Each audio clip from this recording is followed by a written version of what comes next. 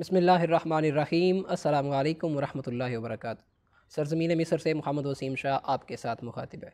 नाज़रीन, आज की ये वीडियो ख़ास इंडियन दोस्तों के लिए बनाई जा रही है जो कि अल-अज़हर शरीफ में आने के ख्वाहिशमंद हैं, लेकिन वो कंफ्यूज हैं कि मिस्र कैसे आएँ। तो सबसे पहले मैं तमाम इंडियन भाइयों और बहनों से ये अर्ज़ करता चलूँ कि दरअसल मेरे पेपर हो रहे थे, तालीमी मसरूफियात की बिना पर मैं आपके पुरज़ोर इसरार पर भी वीडियो नहीं बना सका।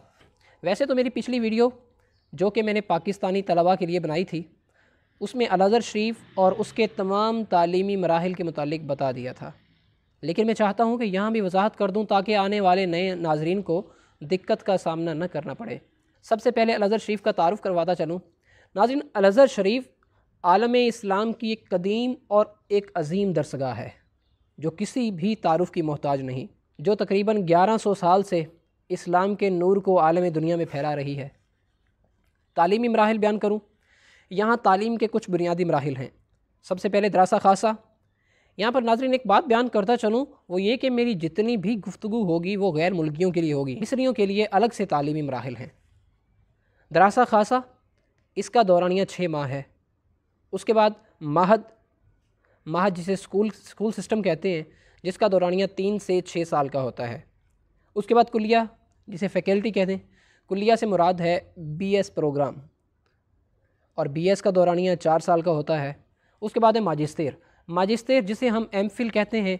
MPhil में 2 साल तमहीदी यानी क्लास वर्क होता है। उसके बाद रिसाला लिखा जाता है, और रिसाला आप पे मुनहसर है कि आप कितने अरसे में लिख पाते हैं। उसके बाद PhD। नाज़रीन, जामिअतुल अज़हर शरीफ में पाक व हिंद से आने वाले तलबा उमूमी तौर पे कुलिया में दाखिला लेते हैं, और कुलिया में दाखिला लेने के लिए 2 बातों का याद रखना ज़रूरी है।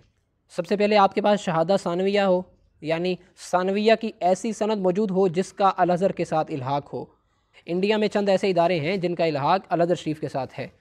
उन मुल्क इदारों के नाम और उनकी जगह ज़िक्र करता चलूँगा, बाकी आप लोग सर्च कर लीजिएगा। नंबर 1 जामिया रिज़विया मंज़रुल इस्लाम, बरेली शरीफ, उत्तर प्रदेश। नंबर 2 जामिया आरफिया सैयद सरावां, उत्तर प्रदेश। नंबर 3 जामिया मरकज़ुस सक़ाफ़ा अस-सुन्निया, ये केरला में वाक़ है। और यहाँ पे एक बात बताता चलूँ, ये बाकी जितने इदारों के नाम मैं गिनवाऊँगा इनका मुआदला फ़कत कुलिया के साथ है, यानी इनके आने वाले तलबा कुलिया में इंटर हो सकते हैं, जबकि मरकज़ुस सक़ाफ़ा सुन्निया के तलबा MPhil में भी इंटर हो सकते हैं। क्यों? इनका मुआदला MPhil में भी है। Number 4 Jamia Azharul Uloom, New Delhi. Number 5 Jamia Qadriya Badaun Sharif, Uttar Pradesh.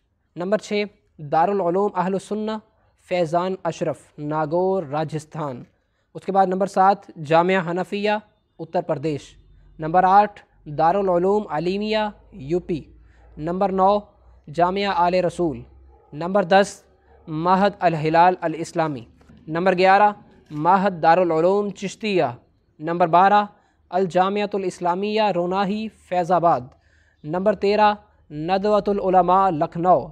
Number 14 अल जामियातुल अहमदिया अस-सुन्निया, कनौज, UP। नंबर 15 जामिया इमाम अहमद रज़ा, रत्नागिरी, महाराष्ट्र। नंबर 16 दारुल उलूम अहले सुन्नत फैज़ रसूल, बराउन शरीफ, फैज़ाबाद, UP। नंबर 17 जामिया फैज़ान इशफ़ाक़, नागौर, राजस्थान। नाज़रीन, ये तमाम इदारे जिनके नाम मैंने गिनवाए, इनका अल-अज़हर शरीफ के साथ इल्हाक है। आप इन इदारों की सनद हासिल करें या वहाँ पे जाके आप इम्तिहान दें, सनद हासिल करें और अल-अज़हर शरीफ तशरीफ़ लाएँ।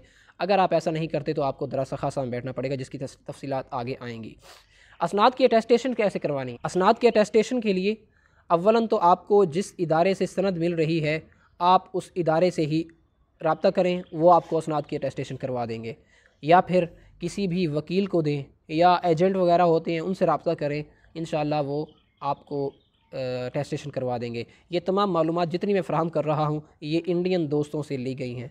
दाखिला लेने के बाद आपको 1 साला लुग़त कोर्स करना होता है जो कि गैर अरबों के लिए ज़रूरी है। इस लुग़त कोर्स के 7 दर्जे हैं। हर दर्जे की फ़ीस 660 इजिप्शियन पाउंड, जिनको आप इंडियन में कन्वर्ट कर लीजिएगा कितने बनते हैं। इस कोर्स के लिए सबसे पहले आपका टेस्ट लिया जाता है। उस टेस्ट की बुनियाद पर आपको उसी दर्जे में बिठाया जाता है जिसके आप अहल होते हैं। मसलन आप टेस्ट में 100 में से 20 नंबर लेते हैं तो आपको पहले दर्जे में बिठाया जाता है। अगर आप 30 नंबर लेते हैं तो दूसरे दर्जे में बिठाया जाता है। अगर आप 40 नंबर लेते हैं तो तीसरे दर्जे में बिठाया जाता है, वगैरह वगैरह। बाकी जितने दर्जे रह जाते हैं ان की क्लासेस मुकम्मल होने के बाद आपको कुल्लिया में भेज दिया जाता है। अब बाज़ दोस्त ये सोच रहे होंगे कि जिनके पास सनद है वो तो आ सकते हैं, जिनके पास सनद नहीं वो नहीं आ सकते। ऐसा नहीं है, घबराइए मत, आप भी आ सकते हैं।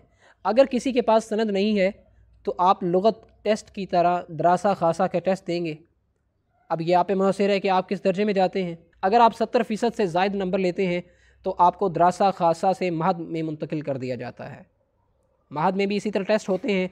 अगर आप टेस्ट पास करते जाएं तो आप कुल्लिया तक 2-3 सालों में ही पहुंच सकते हैं। अगर नहीं तो फिर महद के सारे दर्जे पास करना होंगे, उसके बाद कुल्लिया के 4 बरस।